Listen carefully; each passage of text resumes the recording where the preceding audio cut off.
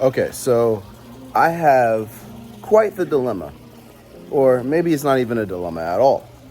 My pool is green, pea soup green, and I want it to be crystal clear. But I don't want the additives. I don't want the chemicals. I don't want the chlorine.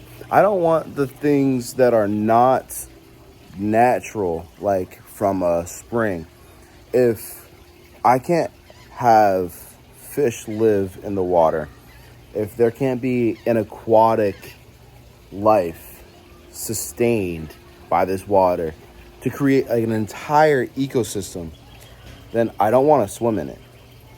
So I think what I can do, and not what I think that I can do, what I'm going to do is I'm going to transform this 12,000 gallon pool into a full blown ecosystem that sustains fish and is clean enough for me or any of my friends and family to swim in.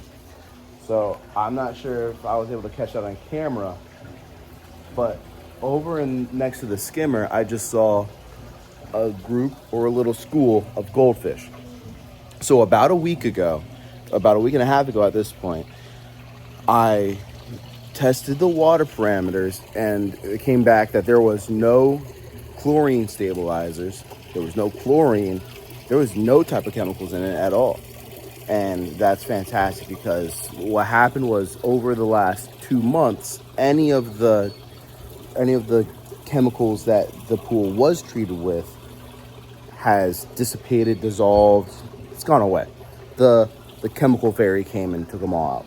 So what I'm looking at now is what would happen in nature to a standing body of water that it's not filtered, which means I need to filter it. And how can I filter it but continue to keep it as natural as possible? Now that's where the dilemma comes in, because I have a couple of options that I'm thinking about, and I believe what I'm gonna do, I'm gonna stage it. So stage one, I'm gonna create a sort of a sort of mechanical filtration. Stage two is going to be the biological, or more of a bog filter. So what I have right here is a 150 gallon stock tank filled with goldfish and a turtle, a green musk turtle. And you can see the waterfall, all that water is coming from. All this water is filtered by that little bog filter.